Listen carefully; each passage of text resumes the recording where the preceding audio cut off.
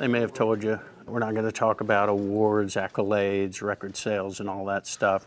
Just kind of shop talk, you know, the kind of things that we would talk about. I'll probably ask you about why you went the fancy performer, glam country route with your wardrobe and all that. I did do that. So, yeah. I did do that, and I've lived to regret it. Oh, hey, we're rolling. Okay.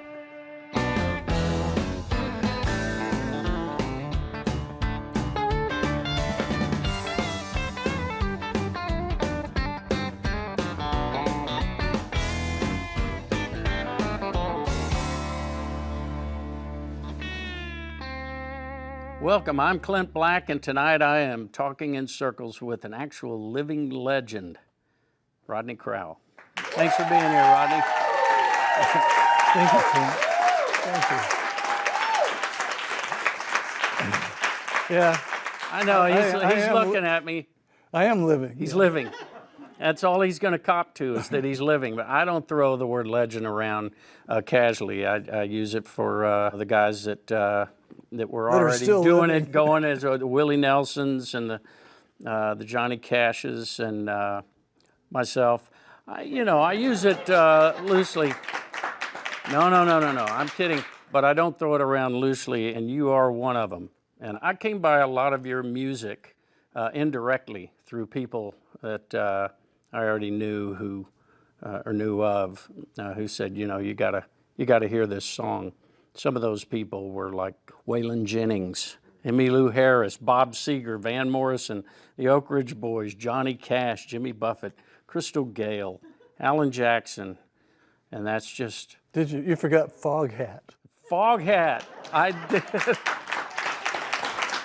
I'm really proud of it. I would be too. Yeah. So you, as we all aspire to get in there and amongst our heroes, you became one of your heroes.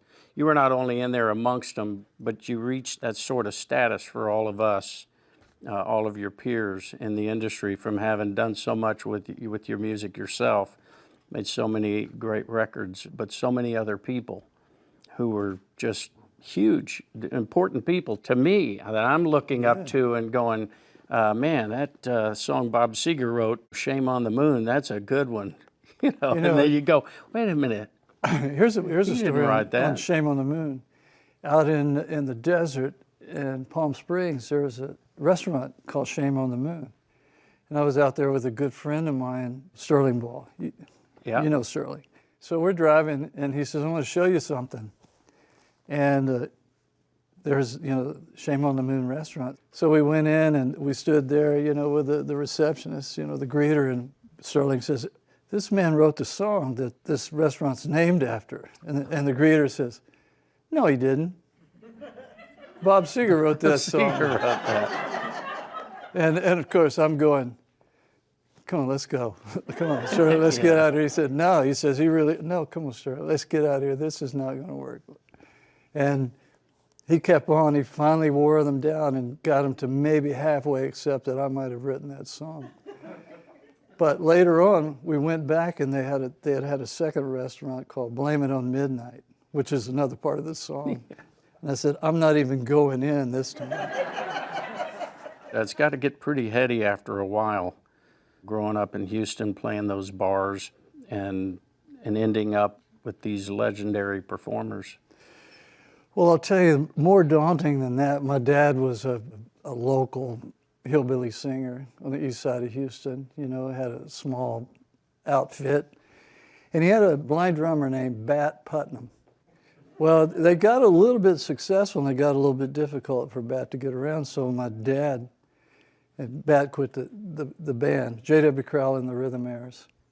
So my dad came in on a Tuesday and he bought a set of pawn shop drums, a little silvery blue kick drum and a snare with one cymbal on it.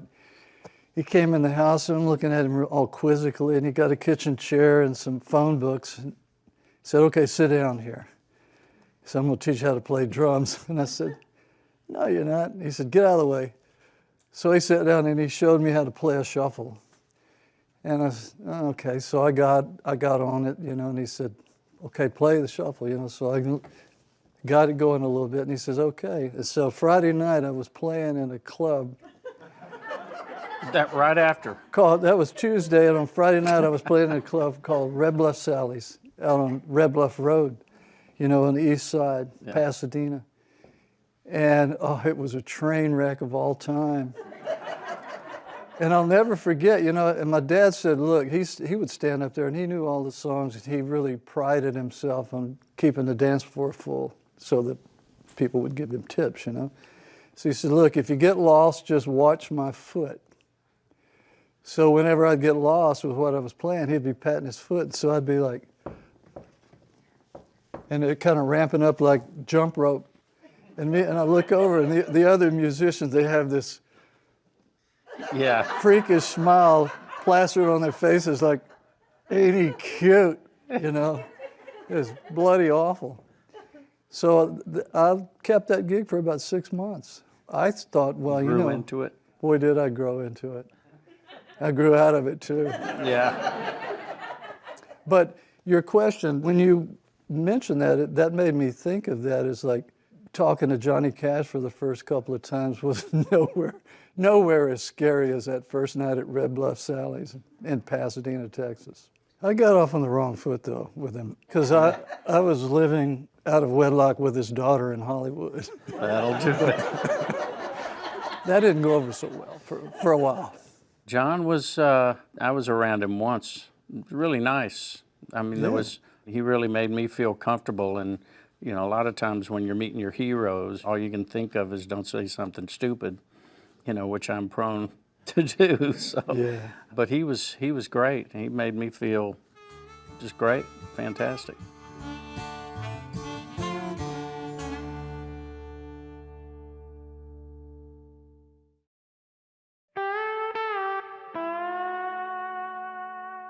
You met Emmy Lou and went out to California. Mm-hmm. Like, will you play in the band? Yeah, we leave tomorrow and you're gone. That happened. Yeah. Actually, I've been up in Toronto with Emmy's producer, Brian Ahern, and she recorded a song of mine for her debut album. And so I got out of Canada and came back to Nashville and said, I'm going to Austin.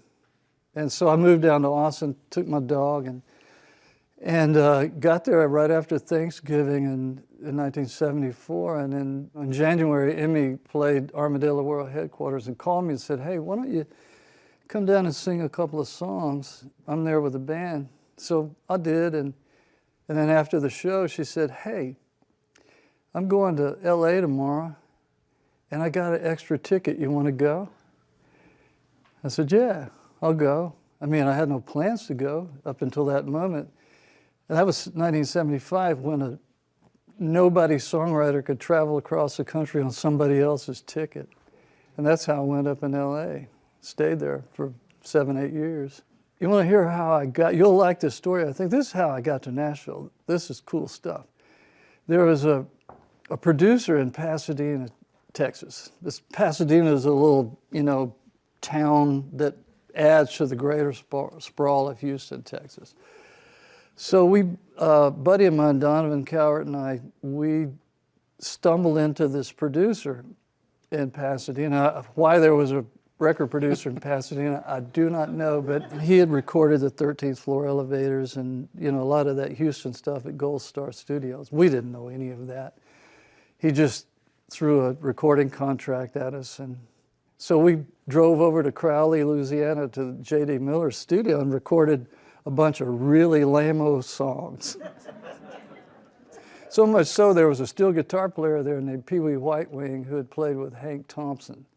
So Hank, you played with Hank Thompson, so got into a conversation and he said, hey Rodney, you seem like an okay guy. You think you're making an album, don't you? I said, well, you were there, you overdubbed on it. We're in there making an album. Yeah, man, we're making an album. And he said, you're gonna find out that you're not really making an album. So I went and told my buddy Donovan, I said, I don't know what he's, Pee Wee's crazy. I don't know what he's talking about. We're in this studio. So we go back to Houston and playing in a steakhouse on the west side. And pretty soon we get a collect call from Nashville, you know, from the producer saying, get up here right now. I'm signing you to a 10-year recording contract with Columbia Records, and you're going on tour with Kenny Rogers in the first edition for a year. Man, I went and bought myself a D35 Martin guitar. The last bit of money I had, well, you know, I was going to get a recording contract and go on tour. So I didn't. All I needed, spending. all I exactly, all I needed was gas money to get to Nashville. So we arrived about 3 in the morning, you know. So well, bad timing with that because you know the ticker tape parade had gone home. Can't do it then. We slid in sideways, got out and looked around, and wound up sleeping in a park. But then we started looking around for this Columbia Records, and we went over there, and we never heard of any Rodney and Donovan. So, okay, so 3 weeks we went around asking, hey, where are we supposed to go? You know, and we couldn't get anywhere with anybody. So finally, this songwriter who was connected with the producer took it upon himself to get in I don't know how he found us because we were sleeping in our car, in my car. Somehow he found us. He drove all the way up from Houston and said, hey, the producer, he sold your master tapes and your publishing contracts to Surefire Music for a bus ticket home. Ow. Yeah, and so there we were. Oh, really? But he also said the tapes and the publishing contracts are on top of a filing cabinet at Surefire Music, which was right behind Studio B, RCA Studio B. I think. This is where you got your first breaking and entering charge? Yeah. We cased the joint out, you know, and at lunchtime, there was a lone receptionist in there, and Donovan was a charming fella. He goes in there and he distracts her for a little while. I just slipped in, got the tapes. We walked out, and the tapes right now are in my studio at home right now, so. Nice. So that's how I got here in Nashville. That was, you know, I'm ready. And then linking up with Guy Clark, you know, I see the attraction. Guy Clark was a storyteller. Mm-hmm. You're a storyteller. You have this thing that Guy Clark has, which is a way of just telling you the message, and you can do that sort of conversational poetry. But man, you got, you know, melodies in spades too, with a song like Nashville 1972, and then you juxtapose that with that one about England, and it's like, look at the difference in these two pieces of work. Isn't it? I would try to do those because Conway Twitty or George Jones would do it so well. You know, hello, darling. Nice to see you. Yeah. And I couldn't do it. I always bailed on my sort of, I'm going to talk this part.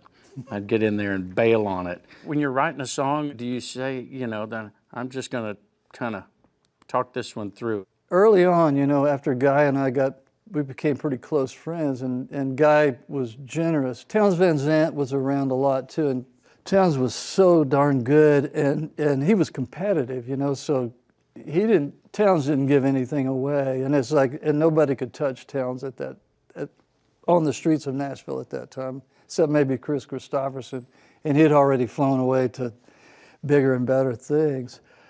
But I would go over and see Guy, and if I was writing something, I want to play it for him, and Guy'd say, stop. Okay, look me in the eye and say the lyrics to me. Speak them to me.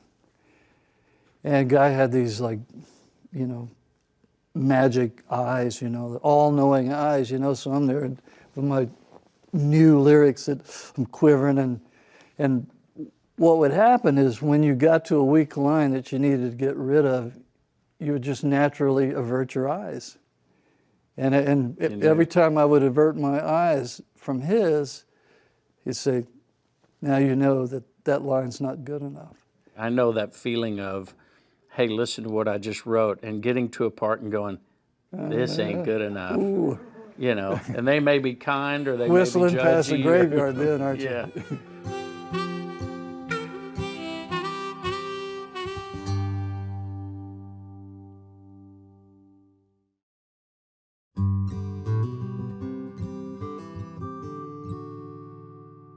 A little side story made me think of something. a few years ago, I ran into this lady who was independently wealthy. She wanted to start this record company. Wondered if I would be interested. And I said, well, that's worth, come and meet me in Las Vegas. And I said, okay. I flew out to Las Vegas and we were chatting, and she said, by the way, I've got 2 tickets to a Jimmy Buffett show tonight. Little did I know she was a parrot head, and so I said, would you like to meet Jimmy? And she just nearly melted. So I got on the phone and got word that we were there, and we went backstage, and she met Jimmy, and I thought, I'm going to get half of her money. And it was really cool. But then we went out, and it turns out that she had front row center tickets, sitting right in front of Jimmy, looking straight up at him. So now you're sitting there with her. So I'm sitting there with her, and Jimmy's up there, and he's coming out and he's doing his thing, his shtick. You don't want me sitting in front of you when you're performing. You're gonna I don't know. want you sitting in front of me when I'm performing, because you're going to see my tricks. That's why the award shows are so hard. So about the second song, Jimmy looks down and he goes, move. Right, move. And I'm so I got up, and I never did really explain to my date why I said I got to go. Enjoy the show. Also, I had to do it the other way around one time when Chris Christopherson was sitting right in front of me at the Bluebird Cafe, and that was a long night. God, the only thing I would think to do is to say, you get up here. Move to here. Yeah, get up here next to me, and every other song is you. Yeah, on one of those songwriters in the round thing, I was after Merle Haggard one night. They just go in the same circle.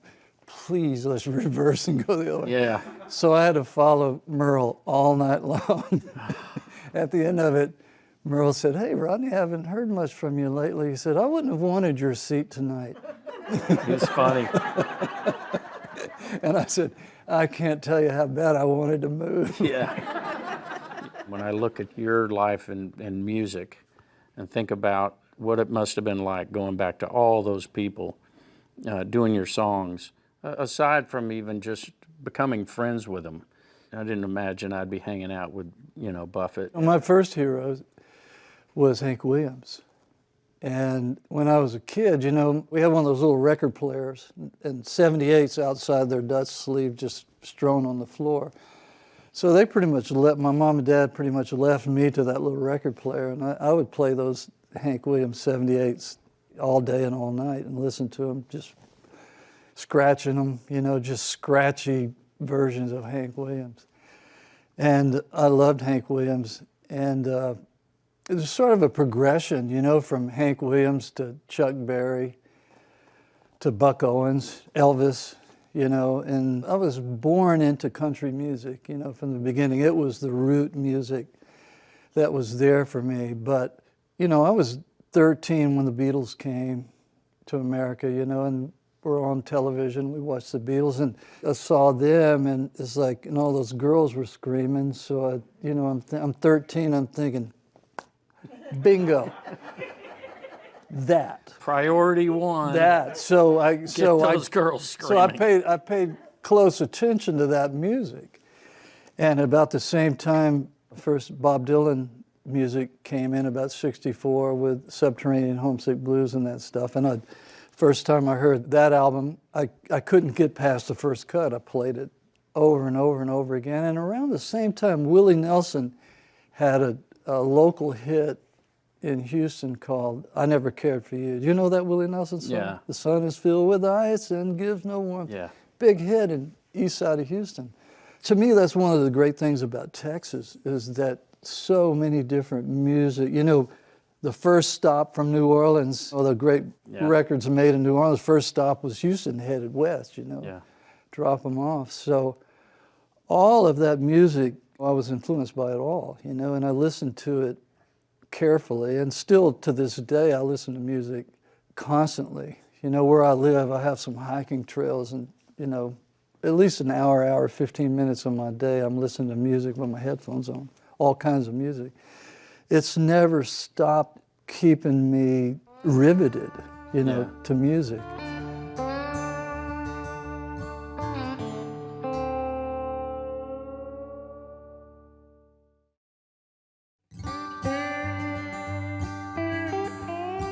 One question I ask all my guests in the end, when you get to heaven, if you could play a song with anyone who's already there, who would it be and what song would you sing? It would be with my dad. And we used to sing Talk Back Trembling Lips together in harmony. So I think how great it would be to sing Talk Back Trembling Lips with my dad when I get to heaven. I mean, assuming I'm going to get there. For the purposes of this discussion, we're going to assume that Rodney's going to make it in. But I may need to turn left to catch up with him. Well, he's got to be up there somewhere if your book is any he is. My dad, testament to that. My dad was inimitable and just a sweetheart. Yeah. Sweetheart. Both of my parents were sweethearts. Good for you. Yeah. I really appreciate you being here. This was as fun as I knew it would be. Thank you, brother. And maybe if I get to do this as long as I hope, we'll come back for part 2. I hope so. I hope you do this until you don't want to anymore. Thanks. Thanks, man. Rodney Crowell.